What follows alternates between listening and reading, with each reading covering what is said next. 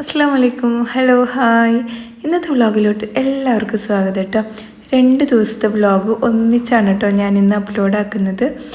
അപ്പം ഇത് സംഭവം മൺഡേ മോർണിംഗ് ആണ്. അനിയത്തിയും പിള്ളേരും പോവുകയാണ് കേട്ടോ. അവർ കുറച്ച് ദിവസം ഉണ്ടാവും എന്നൊക്കെ വിചാരിച്ചിട്ട് വന്നതാണ്. ബട്ട് അവിടെ എന്തൊക്കെയോ ഹോസ്പിറ്റൽ ഇഷ്യൂ കാരണം അവൾക്ക് രാവിലെ തന്നെ പോകേണ്ടി വന്നു.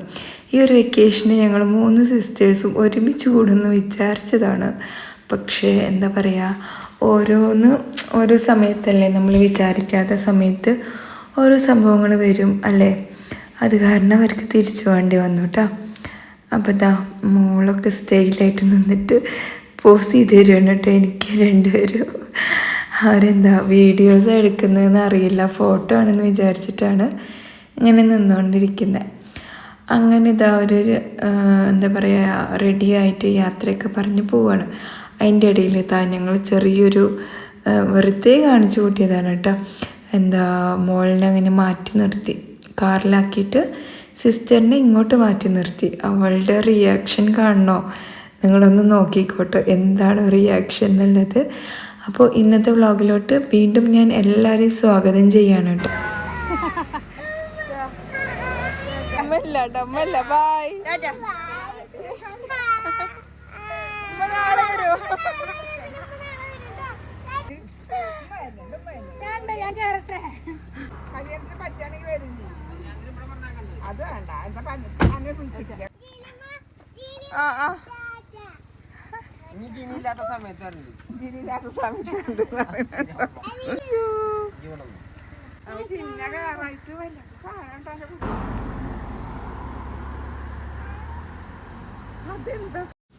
അങ്ങനെ അവർ പോയി ഒരു 2 മണിക്കൂർ ഗ്യാപ്പിലാണ് കേട്ടോ ഈ സംഭവം ഇത്തിയും മോനും വരും ചെയ്തു. അവർക്ക് തമ്മിൽ കാണാൻ പറ്റിയില്ല കേട്ടോ. ഭയങ്കര ഒരു വിഷമമുള്ള കാര്യമായിരുന്നു.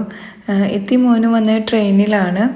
അപ്പോൾ അവിടെ അങ്ങാടിപ്പുറത്ത് ട്രെയിൻ ഇറങ്ങിയിട്ട് അവിടുന്ന് ഓട്ടോയിൽ വന്നു. ഹസ്ബൻഡിന് കുറച്ച് ബിസിയാണ് കേട്ടോ. സാധാരണ കാറിലാണ് വരാറ്.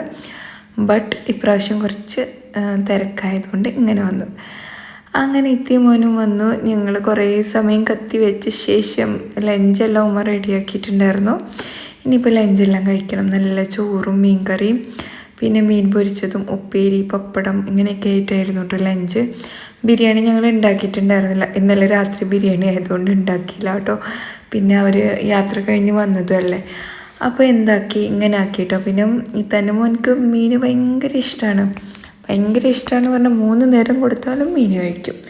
അങ്ങനെ മീൻ ഫ്രൈയും നല്ല മട്ടരി ചോറും ഉപ്പേരിയും പപ്പടവും കറിയൊക്കെ ആയിട്ട് അവനക്ക് കൊടുത്തു. അവർ 3 പേരും കൂടെ ഫുഡെല്ലാം കഴിക്കാനാണ് കേട്ടോ. പപ്പടം കുറച്ച് താഴെ വെക്ക്.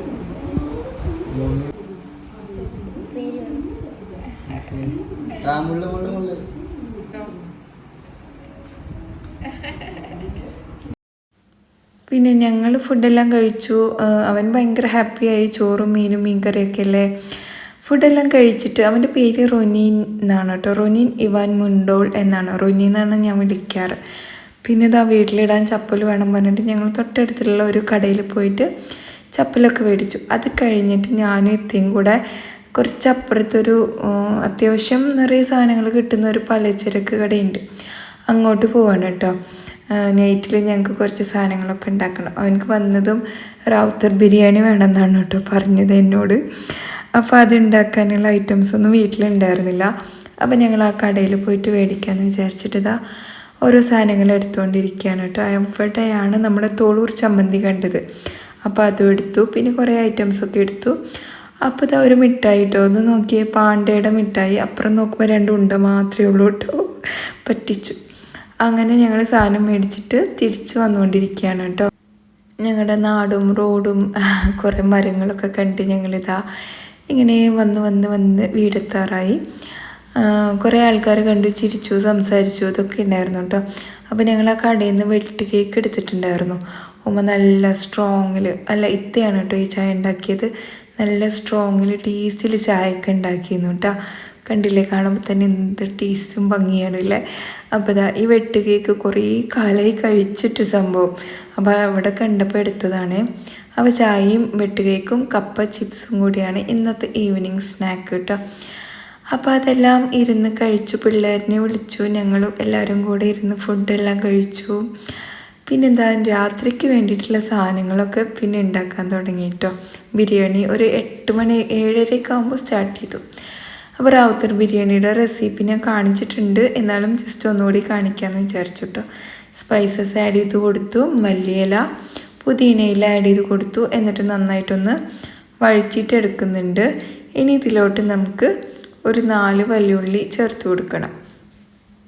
അപ്പോൾ ഇതാ വലിയുള്ളിയും കൂടി ചേർത്ത് കൊടുത്തിട്ടുണ്ട്. കുറച്ച് ഉപ്പ് ചേർത്തിട്ട് നല്ല ഗോൾഡൻ ബ്രൗൺ ആകുന്നത് വരെ വഴറ്റിയിട്ടെടുക്കാം അല്ലേ. അപ്പോൾ ഇതാ ഉപ്പെല്ലാം ചേർത്തി നന്നായിട്ടൊന്ന് ഇളക്കിയിട്ടെടുക്കാം കേട്ടോ. ഞാൻ ഭയങ്കര ഡീറ്റെയിൽ ആയിട്ടൊന്നും കാണിക്കുന്നില്ല, ഈ കാണാത്ത ആരെങ്കിലുമൊക്കെ ഉണ്ടെങ്കിൽ കാണിക്കാമെന്ന് വിചാരിച്ചിട്ടാണ് ഇങ്ങനെ കാണിച്ചുകൊണ്ടിരിക്കുന്നത് കേട്ടോ. അപ്പോൾ ഇത് ഏകദേശമായിട്ടുണ്ട്. ഇനി ഇതാ ഞാൻ ഇതിലോട്ട് ചെറിയുള്ളിയും പച്ചമുളകും ചേർത്ത് കൊടുക്കുന്നുണ്ട്. ചെറിയുള്ളി ഞാൻ ചതയ്ക്കൊന്നും ചെയ്തിട്ടില്ല, ചെറിയ ചെറിയ ഉള്ളി ആയതുകൊണ്ട് ജസ്റ്റ് ഒന്ന് കട്ട് ചെയ്തിട്ട് ആഡ് ചെയ്ത് കൊടുക്കുകയാണ്. ഇനി നമുക്കിതിലോട്ട് 4 തക്കാളി കേട്ടോ, 1 കിലോ അളവിലാണ് ഞാനിവിടെ ബിരിയാണി വെക്കുന്നത്. എന്നിട്ട് വീണ്ടും നന്നായിട്ട് തന്നെ വഴറ്റിയിട്ടെടുക്കുന്നുണ്ട്. ശേഷം ഒരു 4 സ്പൂണോളം ഇഞ്ചി വെളുത്തുള്ളി പീസ് ആഡ് ചെയ്ത് കൊടുക്കുന്നുണ്ട്. വീണ്ടും നന്നായിട്ട് തന്നെ വഴറ്റിയിട്ടെടുക്കുക കേട്ടോ. അതിൻ്റെ പച്ചമണമൊക്കെ നന്നായിട്ട് പോട്ടെ. പിന്നെ രാത്രിയാണ് ഞാൻ ഈ വോയിസ് ഓവർ കൊടുക്കുന്നത്, എന്നിട്ടും വണ്ടികളുടെ സൗണ്ട് ഉണ്ട് കേട്ടോ.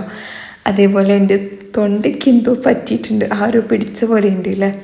അപ്പോൾ കാശ്മീരി ചില്ലി പൗഡർ ഇല്ലാത്തതുകൊണ്ട് ഞാനിവിടെ സാധാരണ 1 സ്പൂൺ മുളക് പൊടി ചേർത്ത് കൊടുത്തു. പിന്നെ ഞാനിവിടെ ചേർത്ത് കൊടുത്തത് ഗരം മസാല ഏകദേശം 1.5 സ്പൂൺ കേട്ടോ. അപ്പോൾ ഈ ഒരു മസാലയുടെ പച്ചമണം മാറുന്നത് വരെ വഴറ്റിയിട്ടെടുക്കണം, എന്നാലാണ് ഇതിൻ്റെ പെർഫെക്റ്റ് ടേസ്റ്റ് വരത്തുള്ളൂ. പിന്നെ ചിക്കൻ കഴുകി വൃത്തിയാക്കി മഞ്ഞളും ഉപ്പും തേച്ച് വെച്ചിട്ടുണ്ടായിരുന്നു, അതും കൂടെ ഞാൻ ഇതിലോട്ടങ്ങ് കൊട്ടി കൊടുക്കുകയാണ് കേട്ടോ. അപ്പോൾ ഇതാ ചിക്കൻ ഞാൻ ഇതിലോട്ട് ചേർത്ത് കൊടുക്കുന്നുണ്ട്. എൻ്റെ എത്തിയാണ് വീഡിയോ എടുത്ത് തരുന്നത്. ഞാനിവിടെ സ്റ്റാൻഡൊന്നും കൊണ്ടുവന്നിട്ടില്ല കേട്ടോ, ലൈറ്റോ സ്റ്റാൻഡൊന്നുമില്ല. അപ്പോൾ നിങ്ങൾ അതിനനുസരിച്ച് കാണുമെന്ന് പ്രതീക്ഷിക്കുന്നുണ്ട് കേട്ടോ.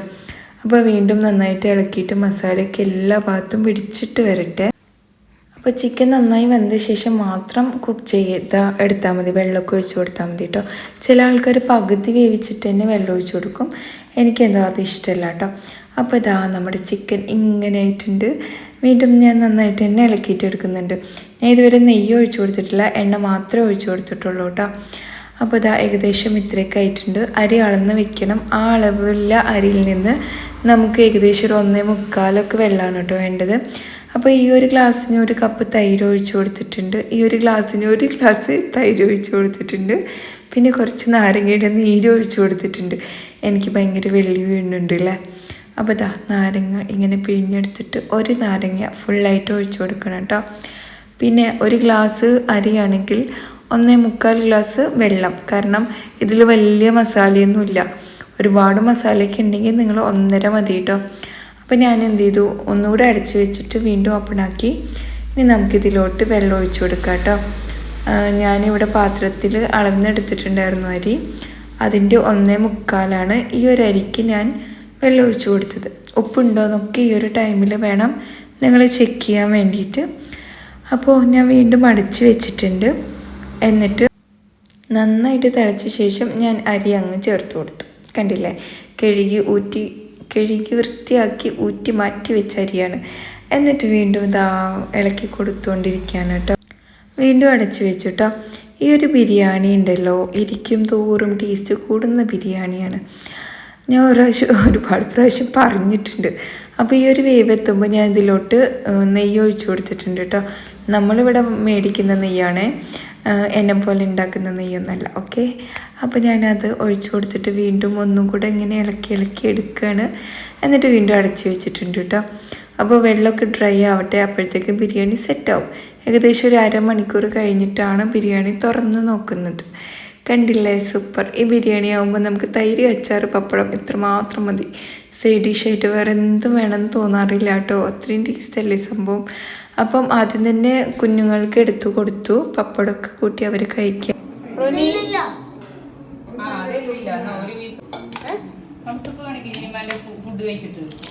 കഴിക്കട്ടെ അതില്ലേ, വീഡിയോ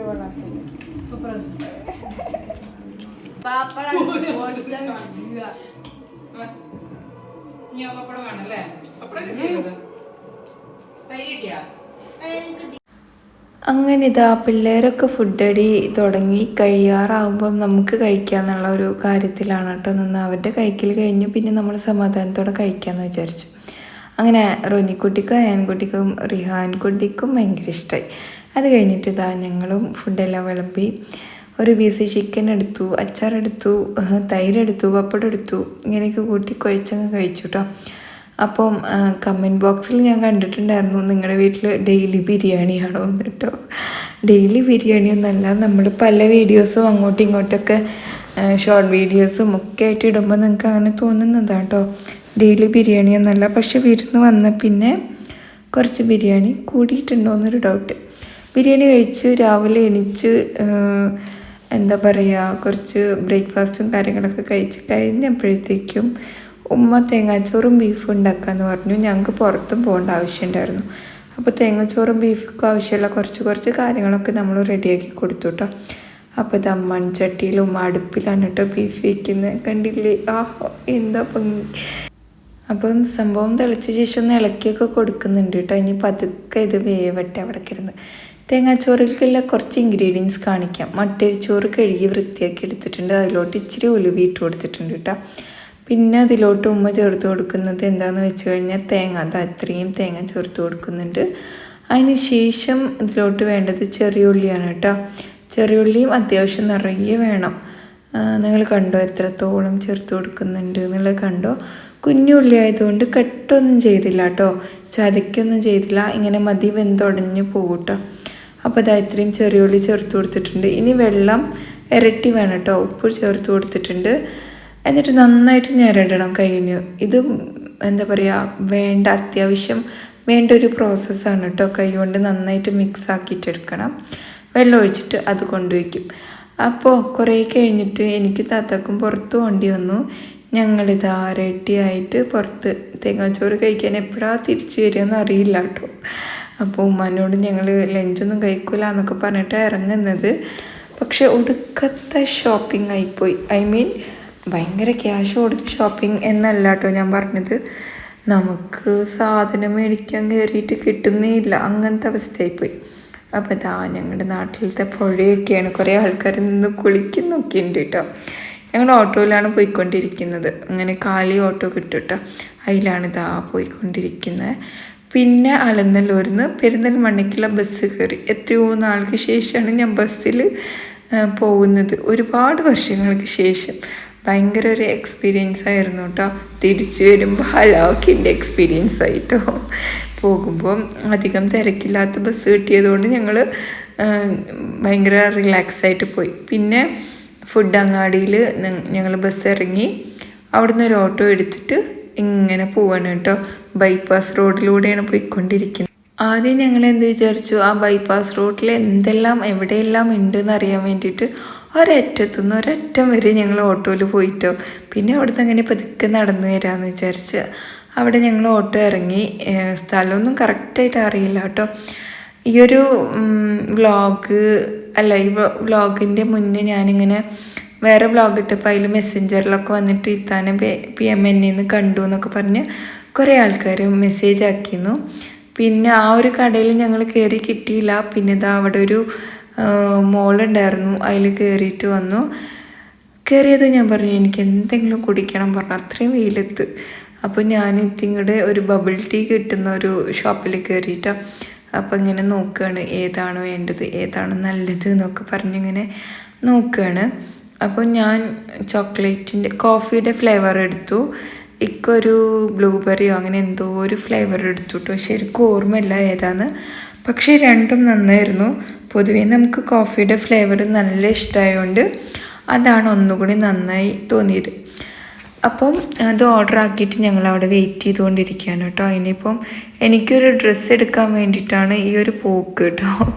അതാണ് ഇത്രയും സമയമായത്. അപ്പോൾ കുറച്ച് നേരത്തെ കാത്തിരിപ്പിന് ശേഷം ഞങ്ങൾ 2 ഐറ്റംസും വന്നു. രണ്ടും നമുക്ക് ടേസ്റ്റ് നോക്കാമെന്ന് വിചാരിച്ചിട്ടാണ് ഡിഫറെൻറ്റ് ഫ്ലേവർ നമ്മൾ ഓർഡർ ആക്കിയത് കേട്ടോ. അപ്പോൾ ഫസ്റ്റ് തന്നെ ഈ ഒരു ഫ്ലേവർ ടേസ്റ്റ് നോക്കി നന്നായിട്ടുണ്ട് എന്നാണ് പറഞ്ഞത്. അപ്പോൾ പിന്നെ അടുത്തത് ഞാൻ വേഗം അത് മേടിച്ചു. എനിക്കും ഈ ഒരു ഫ്ലേവറിനോടാണ് താല്പര്യം കേട്ടോ. എനിക്ക് വലിച്ചിട്ട് കിട്ടുന്നില്ല ഗൈസ്. ഞാൻ വീണ്ടും ഒന്നും കൂടെ വലിച്ചപ്പോഴാണ് എനിക്ക് സംഗതി കിട്ടിയത്. ഈ ഒരു സീന് കണ്ടപ്പം നിങ്ങൾക്ക് എന്താണ് തോന്നിയത് എന്നെങ്കിൽ അത് കമൻറ്റ് ചെയ്യാം കേട്ടോ. എനിക്ക് തോന്നിയത് നമ്മുടെ എന്താ അയ്യോ ബിന്ദു പണിക്കറിൻ്റെ ഒരു സീനില്ലേ, അതാണ് കേട്ടോ ഓർമ്മ വന്ന്. എനിക്ക് കിട്ടുന്നില്ല, താഴോട്ടല്ലടി മേലോട്ട് എന്ന് പറയല്ലേ, ആ ഒരു സീനാണ് കേട്ടോ എനിക്ക് ഓർമ്മ വന്ന്. പിന്നെ ഞങ്ങൾ അവിടെ നിന്ന് ബില്ലെല്ലാം പേ ചെയ്തു. കുഴപ്പമില്ലാത്ത റേറ്റ് കേട്ടോ, നല്ല ടേസ്റ്റ് ഉണ്ടായിരുന്നു, സംഭവം ഫ്രഷ് ആയിരുന്നു. അങ്ങനെ അവിടെ കുറച്ച് വീഡിയോസൊക്കെ എടുത്ത് ഞങ്ങൾ നേരെ മുകളിലോട്ട് പോകാമെന്ന് വിചാരിച്ചു കേട്ടോ. ഞാൻ നേരത്തെ എപ്പോഴോ പോയിട്ടുണ്ട്, ഈ ഒരു വാവാസ് മോളോ അങ്ങനെ എന്തോ ആണ് കേട്ടോ ഇതിൻ്റെ പേര്. അപ്പോൾ അവിടെ ഇതുപോലെ ഒരു സംഭവം കണ്ടപ്പോൾ അതിലും കയറി ഒന്നും കിട്ടാണ്ട് തിരിച്ചു വന്നു. പിന്നെ നമ്മൾ പോയത് ലേഡീസ് പ്ലാനറ്റ് ആണ് തോന്നുന്നു, അല്ല ഇത് മാക്സ് ആണ് കേട്ടോ, പക്ഷേ ഒറിജിനൽ അല്ല, ഡ്യൂപ്ലിക്കേറ്റ് ആണ് കേട്ടോ. അവിടെ നിന്നൊന്നും കിട്ടിയില്ല. പിന്നെ നമ്മൾ നേരെ വിട്ടത് ഇങ്ങോട്ട് ലേഡീസ് പ്ലാനറ്റിലോട്ടാണ് കേട്ടോ. ലേഡീസ് പ്ലാനറ്റിനെ കുറ്റം പറഞ്ഞ് അവസാനം എനിക്ക് അവിടെ നിന്ന് തന്നെ ഡ്രസ്സ് എടുക്കേണ്ടി വന്നു ഗൈസ്. കാരണം ഒരുപാട് അലഞ്ഞു, ഒരുപാട് ഒരുപാട് നടന്നു, മതിയായി അവസാനം. അപ്പം ഇവിടെ ഗൗൺ ടൈപ്പ് ഉണ്ടോയെന്ന് നോക്കാട്ടോ എന്ന് വിചാരിച്ച് ഞാനിതാ ഈ ഒരു സെക്ഷനിലോട്ട് വന്നു. അവസാനം നമുക്കൊരു ഡ്രസ്സ് കിട്ടി, സമാധാനമായി. അവസാനം ഇത്താക്കുള്ള വല്ലതും ഉണ്ടോ നോക്കി, പക്ഷേ ഇത്താക്ക് മനസ്സിന് പിടിച്ചൊന്നും കിട്ടിയില്ല കേട്ടോ. പിന്നെ ബാഗിൻ്റെയൊക്കെ ഒത്തിരി കളക്ഷൻ ഉണ്ട്, ഓർണമെൻറ്റ്സൊക്കെ ഒരുപാടുണ്ട് കേട്ടോ. അങ്ങനെ ഞങ്ങൾ അവിടുന്ന് ബില്ലെല്ലാം പേ ചെയ്തു. ഡിസ്കൗണ്ട് വേണമെന്ന് ചോദിച്ചു. അപ്പോൾ പിന്നെ നമുക്ക് ഡിസ്കൗണ്ട് വേണമല്ലോ, വേണ്ടാന്ന് ആരെങ്കിലും പറയുമോ വേണമെന്ന് ചോദിച്ചു കഴിഞ്ഞാൽ. അപ്പോൾ നമുക്ക് ചെറിയ രീതിയിലൊക്കെ ഡിസ്കൗണ്ട് തന്നു എന്ന് പറയാം.